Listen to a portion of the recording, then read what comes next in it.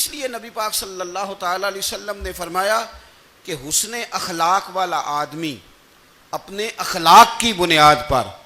نفلی روزہ رکھنے والوں اور رات کو قیام کرنے والوں سے زیادہ فضیلت حاصل کر لیتا ہے،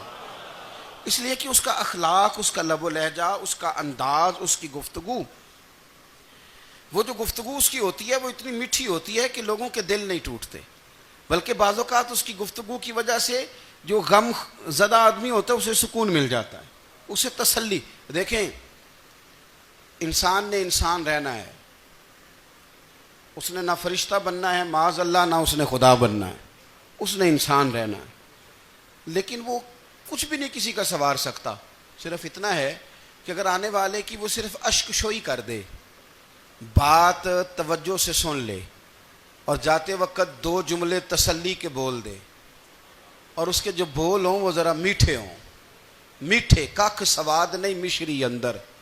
اساں کھنڈا می چکھ ڈٹھیاں پر انہاں ساریاں شیواں نالوں گلاں سجن دیاں مٹھیاں۔ اگر انداز تھوڑا سا شستہ ہو، انداز تھوڑا سا ٹھیک ہو، لب و لہجہ تھوڑا سا ٹھیک ہو۔ اب ہمارے جو جدید اسکالر آئے ہیں وہ کہتے ہیں باڈی لینگویج۔ باڈی لینگویج کیا ہے؟ نہیں، آپ نے کچھ بھی نہیں کہا، لیکن کسی بندے کی طرف دیکھ کے نا آپ طنزاً ہنسے ہیں، صرف تکلیف ہوتی ہے کہ نہیں؟ تو آپ نے بات تو کی کوئی نہیں، اس کا مطلب ہے لفظوں کا نہیں، لہجوں کا بھی اثر ہوتا ہے، لہجوں کا بھی اثر ہوتا ہے۔ جو لہجے ہوتے ہیں یہ بڑے دیر پا ہوتے ہیں، ان کے اندر بڑی مسکراہٹ ہوتی ہے، ان کے اندر بڑا پیار ہوتا ہے، اور آپ ترشروح ہو کے جب کوئی کام کرتے ہیں،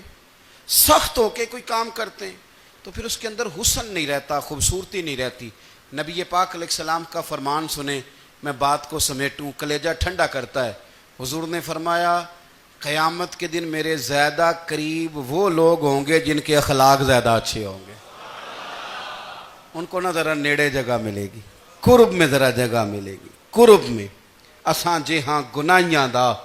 جدوں اعمال نامہ پھرول ہوئے، ذرے ذرے نے سامنے آ جانے، جو جو منہ تھی بولیا بول ہوئے، اساں کول حضور دے بیٹھ رہنے، لکھ عمل ترکڑی تول ہوئے، او دے کولوں کی رب نے حساب لینا جیڑا بیٹھا ہی محمد دے کول ہوئے، او دے کولوں کی رب نے حساب لینا، بیٹھا ہی حضور دے۔ تو نبی پاک نے فرمایا بیٹھ جاؤ گے میرے قریب، پر شرط ہے اخلاق اچھا ہونا چاہیے، تمہارا لب و لہجہ شستہ ہونا چاہیے، جگہ نیڑے مل جائے گی، نیڑے جگہ مل جائے گی، پر پہلے آنے والوں کو نہیں۔ کوئی کہے میں پہلے گیا ہوں تو مل گئی، نہ اسے ملے گی جس کا اخلاق اچھا ہے، جس کا لب و لہجہ ٹھیک ہے، جس کا انداز فکر اچھا ہے۔ اور اینٹ کا جواب پتھر سے دینا بھی چھوڑ دیں، بس تھوڑا سا اپنے سٹائل میں نرمی لائیں، انداز میں نرمی لائیں۔ کئی دفعہ آپ صحیح بات بھی کرتے ہیں لیکن وہ لہجہ ٹھیک نہیں نہ ہوتا، تو صحیح بات بھی قابل قبول نہیں ہوتی۔ ویسے ایک بات عرض کروں،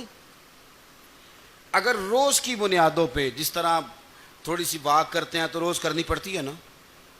روز کرنی پڑتی ہے، تو کوئی بھی آپ ڈاکٹر کے پاس جاتے ہیں تو وہ دوائی بتائے تو روز کھانی پڑتی ہے، پرہیز بتائے تو روز کرنا پڑتا ہے، تو تھوڑا سا نا لب و لہجے پہ بھی توجہ دیں۔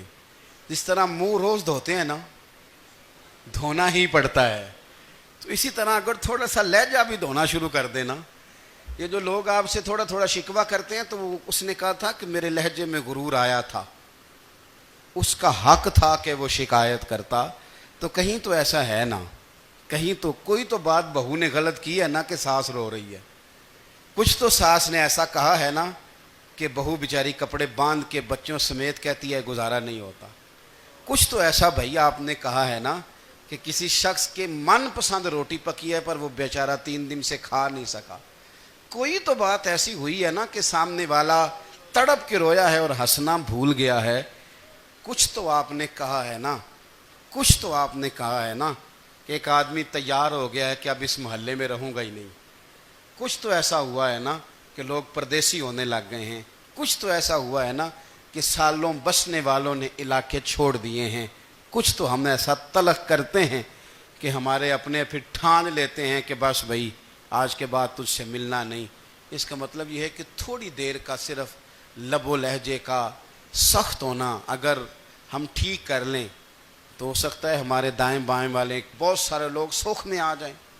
پیار میں آ جائیں، ان کو تھوڑا اطمینان ہونے لگ جائے، اپنے لہجوں پر، اپنے اٹھنے بیٹھنے پر، میل ملاپ پر تھوڑی توجہ دیں، تھوڑا سا خیال کریں۔ اللہ کے حضور دعا ہے مالک کریم سمجھنے کی توفیق عطا فرمائے۔